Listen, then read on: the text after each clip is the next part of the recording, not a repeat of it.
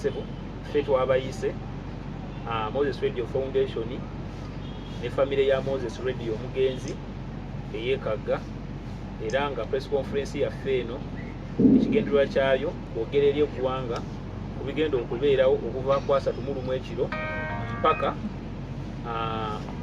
first February nga gwako like tujja kubeerawo n'ekiro ekinakeesa 2nd February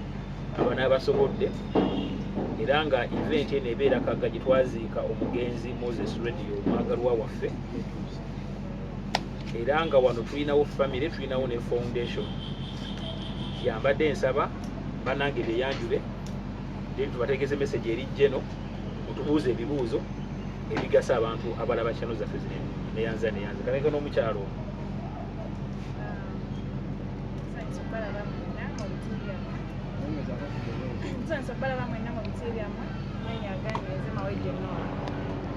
I'm part of the foundation. I'm a family. Amanya Medicember just Okuva ku family ya Moses Radio. Amanya Sekirwa Frank adukanya buli kimu faba kidukanya kiri Kaga n'ebirala tweyanzeke Serumaga James Moses Radio Foundation Bannayuganda abali eyo abalaba ekigenda mu maaso tuli ku papazi ewa Misa Semakula era nga tuyise baganda baffe bato baffe bakulu baffe banyina ffe ne basenga baffe ne bajjajja ffe bannamawulire ababatuusaako bye mulaba twagala kubategeeza ng'eggwanga nti olwaleero 3 enkya 3 mu lumu nga lumu Febu twasalawo nga foundation ne family okuteekawo olunaku olugenda okubanga luli international paka ffe we tulifa bakitandika olunaku tugenda okujjukirako omugenzi Moses Radio kweyo bye yakola bye yatulekera okusiima family ya Moses Radio okuba nti yasobola okuvaamu omuntu eyayimba bwatyo n'awandiika bwatyo osanga ekikyalemye bannaffe abakola ebintu ebyo kati mu nteekateeka eyo tubeera n'olunaku olwo olwa 1st February nga kuliko okusabira omugenzi omwoyo gw'omugenzi nga kuliko speeches ez'abantu ab'enjawulo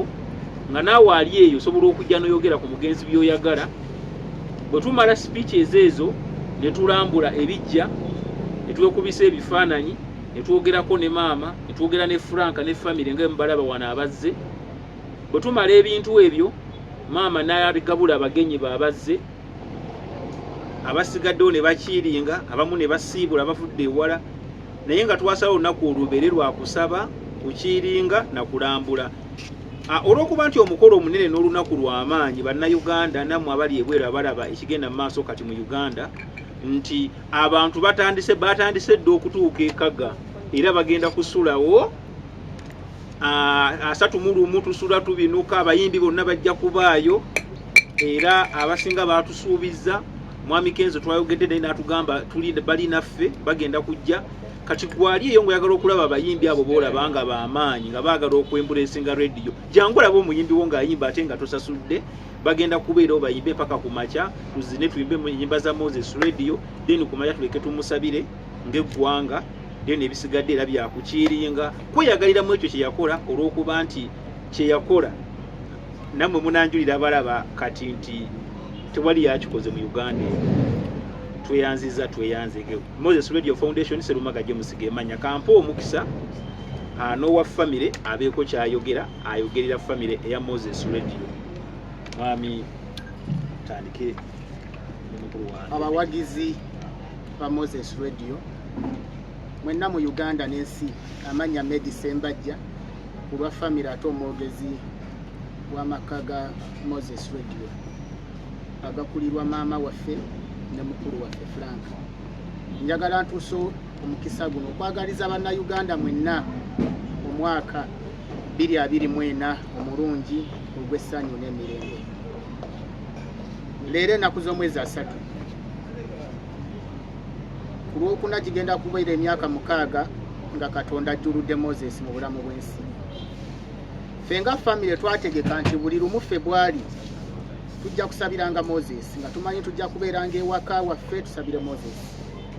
nga bwe tumusabira buli lunaku naye twakola nti ekintu kitono kya famire n'ekyatuuka ne kigaziwa nti ensi ejjukira ebirungi Moses bye yakola. Moses yali mukwano gw'abantu bayitirivu nnyo, yali muyimbi w'abantu. Ffe abaategekanga omukolo ogwafe ogw'okusabira ewaka gwatuzitowerako ne tulaba nti ate kati tukuŋŋaanya enkuyanja y'abantu. Twakifuula anyo nti buli mwaka 1 February tusabira Moses. Era tulina omukisa nti ekereziya etutwala ku kyalo ewaffe bafaadha kwaya bajja ne batukulembera mu misa. Era ku lwokuna emisa ejja kutandika ssaawa 4 n'ekitambiro ky'emmisa. Bafaaza basabire Moses Katonda ayongere okumuwa ekitangaala eky'emirembe gy'agalamidde. Basabire maama batusabire n'okusabira eggwanga awamu. Emmisa bweggwa ku ssaawa nga 6 tuba n'abugezi abagenyi ba Moses. Tetuba na limiti naye buli muntu azze nga alina kyayagala okwogera ku Moses tumuwa omukisa n'ayogera. Tulina abayimbi abato oba abantu sekinnoomu, omuntu ajja n'agamba nze nali muwagizi wa Moses naye manyi okuyimba oluyimba obudde n'aluyimba n'ogamba nti ate ono aluyimbi oba n'okusinga nannyinirwo.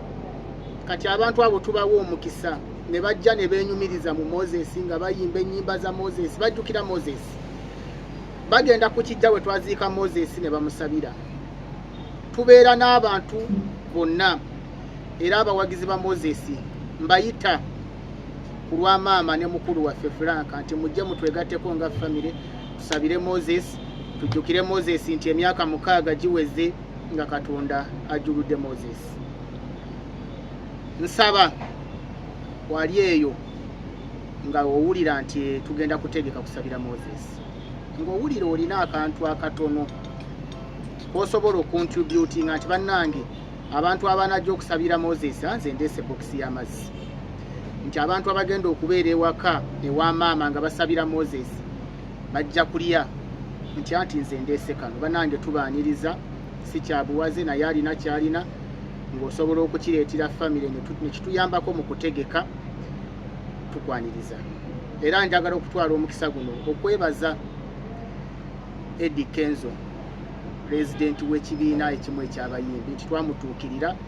twamutuukirira leeti naye yatusuubiza nti we tunaatuukira olwokusatu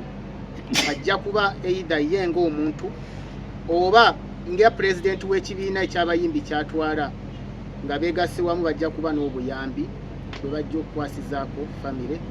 Tumulinamu essuubi nti bajja kutuukiriza era n'atusuubiza nti abayimbi abayimbanga ne Moses abaali mikwano gya Moses n'abalala tujja kubeera nabo nga bwe tubeera nabo buli mwaka Kaga ewaka mu kusabira Moses. Tweyanziza